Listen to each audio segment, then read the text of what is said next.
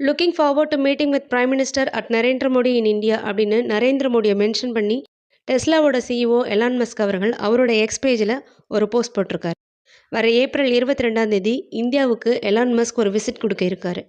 இந்த விசிட்டோட பர்பஸ் என்ன அப்படின்னா, அவருக்கு இந்தியாவில் அவரோட கம்பெனியான டெஸ்லாவை லான்ச் பண்ணுற மாதிரி ஒரு ஐடியா இருக்குது.